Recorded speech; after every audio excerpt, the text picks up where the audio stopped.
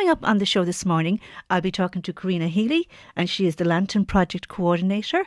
So, Karina, will you start with your information about yourself? Why did you join the Lantern Project? Well, I was a mum, and I was a stay-at-home mum for 17 and a half years. And I had been working in a voluntary capacity in various organisations. And it was just mentioned to me that maybe I should get a job. And I had always said that I really wanted to do a job that was completely suited to all the things that I loved. And I suppose the encouragement from other people. I applied for a job in the Lantern Project, and I got the job, and I went back to college, and I completely turned my life around. And nearly 8 years later, and I love the job, and I suppose the job itself is all about loving and welcoming people, and, you know, coming from a home environment. And I suppose as a mum of 3 grown-up children now, nearly adults, it was just a very natural progression to be able to create a safe and, I suppose, nurturing environment. So that's what the Lantern Project does? Yeah. It provides a safe environment for people. Yeah, so basically what we offer is we offer community education, and we offer a creative space, and we kind of allow people to reflect on what supports their well-being. And the initial job was in George's Quay, and it's now a very different place. We're gone into paradise. We're working. I do remember it actually in George's Quay. Yeah, it was very, I suppose, a very different setting to the beauty of Nano Nagle Place. And a couple of years ago, we became officially part of the Nano Nagle Place company. And I suppose we call it the Nano Nagle Place family now. So we're one of the outreach projects that work in Nano Nagle Place ourselves, and Cork Migrant Centre. We're working there. So I am actually a community development worker. Okay. And I work alongside my colleague Ger O'Sullivan, and we coordinate the Lantern Project and all the goings on there. So there's a lot going on in Nano Nagle Place.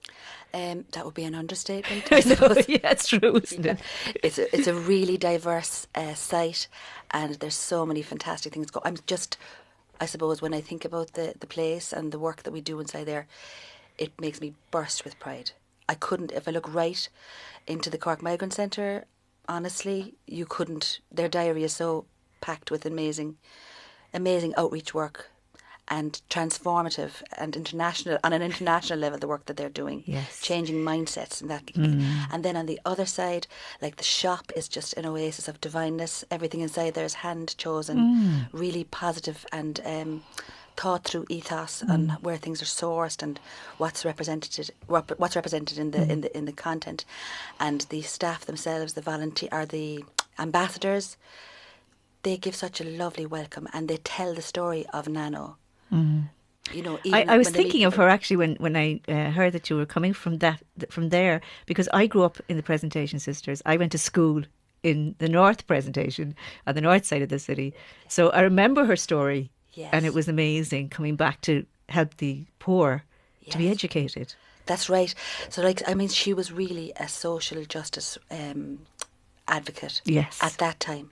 And when you think about the time of Nano and the challenges that she had in order to really reach people, and she was basically going out into the streets and loving people and being kind to people and giving them education in the form of, the academic piece, but also she really had, I suppose she had her finger on the pulse of what was necessary. Yes. Teaching skills.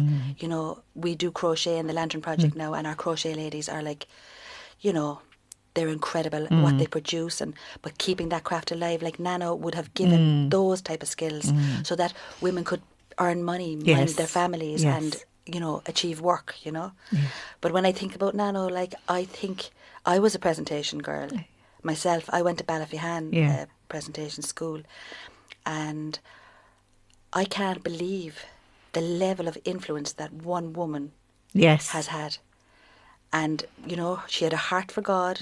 She had a heart for doing things that were, I suppose, when you come to, it's just the actual humanity of her, being able to see the humanity in people and being able to give love in a really practical way, deeds, not words. Yes. You know, Yeah.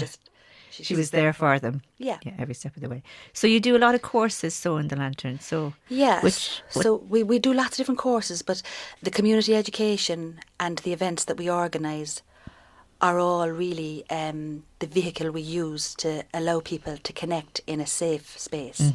And it's community development, so it's the Lantern Community Development Project. So like what we're trying to do all the time is to allow people to rekindle relationships and I suppose have a space where there's a focus on education, there's a learning process, and that everybody who comes in there, they come in there and they're coming from a place of some level of vulnerability in their lives. Yes. So we don't just offer free courses to people. It's the whole person. It's holistic. It is. You're looking at every part of their lives and you're helping them in every area. Yeah, there's a bigger picture. Yes. So oftentimes my job would be to signpost to other services. Yes. And we have loads of collaborative partners in our work.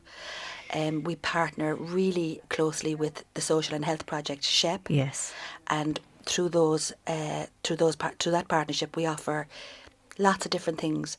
But it would be personal development courses, courses on things like stress management. Yes. Courses on women's health and well-being, or possibly even, in times of grief, there's a Seasons for Change course that we've offered from time to time. So there would be kind of group courses that we would offer, that people would sit in a group, and it would be more a communicative experience. But then we have lots of experiential learning in other forms. So like we feel that there's therapy by being, well, not therapy is the wrong word because we don't offer therapy, but we offer therapeutic environments. Yes. You know, when you're doing crochet, something like a craft or something with your hands, in that environment, you're focused on what you're doing. And for some people, that's a form of mindfulness or a form of taking their mind away from their problems or situations or that are anxiety. difficult. Yes. Yeah. And we would maybe contact SHEP if we were looking for somebody to have a counselling sessions or anything like that. You know. So you're really there for the individual completely. Yeah, well, myself and Ger, we really feel that each person that comes through the door, we have a responsibility around making sure that we really meet that person and try to give them the full attention, and then walking a little bit of their journey with them, whatever that looks like. Yes. You know, they might come and they might do one course and never see us again, or they might come and spend a little bit more time with us and do every course that we have. I know, yeah. Yeah, that's brilliant, because there are so many people out there, and we have been isolated because of lockdown and all that. And it's time now we've opened up again, we can get back out there. And I've known personally even some people that have social anxiety because of been kept away from other people. So the importance of getting back into an organisation where you can find that connection again is very important, isn't it? Well, it has been a huge transition for people, and we're not there yet. Yes, in terms of, like, I suppose we've just started bringing small groups of people back into the Lantern Project. We have up and running 2 courses at the moment, and in March we kind of start the bigger cohort of courses. Yeah. But the most important thing for us is to just I suppose take people where they're at and try to ascertain their comfort level. And it's been very surprising, really, the people that you would consider to be most vulnerable or maybe, have a tricky experience at this time, they're doing well. Yes. And other people really have suffered greatly. Yes. But the most important thing, I think, for people is to be heard and to be listened to about the struggles. Of course. And we're trying to give them that space. Like, we really, during COVID, we kind of, I suppose, we used every trick in the book to kind of really connect with people. Yes. Even when we were allowed to meet again, we allowed face-to-face meetings in the garden. Yes. And people were able to come in, and we literally called it face-to-face conversation. Yes. Yes. And it was run by 2 volunteers. Yes. And all they did was held space so people could tell their story. Yeah. It was just so... We know that the work we do is very important. Yeah, it's very important. And it's not rocket science. I know. We just love people. Yes. We try our best to do, offer a complete programme where we can kind of catch all. Yes. You know, we're even doing boat building this year with Meitheal Mara again. We did it a few years ago, but it's like we're trying to offer spaces and creative spaces and learning spaces that people feel that they would have an interest in and connect with. Yes. And then when they come into that space, whatever happens after that. Yes. For them to open up or to pour out their hearts or whatever they need. Yeah. And you're there for them. Yeah, and company is, I'm telling you, having kind company is the greatest for all of us. Yes. Really, you know. Yes. It's the be all and the end all, isn't it? We want to belong. We have that inbuilt in us as a human being. Yeah. We need to connect with people. We need to belong. We need to feel that people care for us and we care for them. You know, we have to have that social interaction. Absolutely do. And I know for a fact, like, this whole lockdown stuff has taken all that away from us. And thank God we're coming out of it now. And thank God people can come back into your service and be helped. Yeah, and the routine as well. Like for us, like a lot of the courses would be 8 weeks long. Yes. And then there might be the midterm or Easter. So there might be, it might drag out to 10 weeks. Yes. So if you have a sense of, I need to be at the Lantern Project every Wednesday from 2 to 5 or whatever it is. Yes. You know, it creates a routine and people work their life around it. Yes. And I often find it remarkable, both myself and Ger comment on even people's physical appearance begins to change. Yes. You know, you're getting out of bed. You're getting up for something. Yeah, we're washing ourselves, taking off our we have to go. Pants and our slippers. Yeah. We have to go somewhere. So it is important for some people to push them that little bit, just to. And move. Everyone that works with us, like we have a plethora of volunteers. And if I began to say the names, I'd die if I forgot somebody. I know what you mean. And the tutors that work with us, like the tutors that have been working with us for a long time, or we'd have a good relationship with. And I suppose our job is done when we put people into the classroom, except for the interaction that we would have, you know, at the coffee, the tea, which is all back now, thank God, and, you know, on the way in and out the door. But the tutor really holds the people. Yeah. And that is so important. We have incredible people working with us. So how is the project funded then, Karina? Oh, the project is funded by our best friends in the whole world ever, between the HSC, the ETB, Cork City Council. Yeah. We have all different funders really, and the ETB would they would pay for tutors to be in our space, and even yesterday, I rang up. There was a confusion about a tutor, and you know they sort things. The amount of administrative work that they do in the background is just really helpful. And the HSC has a dedicated community worker who works with us, Trina Healy, and Eleanor Moore is her boss. But the relationship that we have with Trina, I would talk to her regularly. Yeah. And, you know, even COVID funding from the Cork City Council or the community development grants, all those things have had a huge impact. Yes. Because we don't need lots of money. Yes. You know, we don't. And you know there's always the councillors in the area give us ward funds, like Councillor McFinn and Councillor Deneen and, oh my God, I'll die if I forget the last person.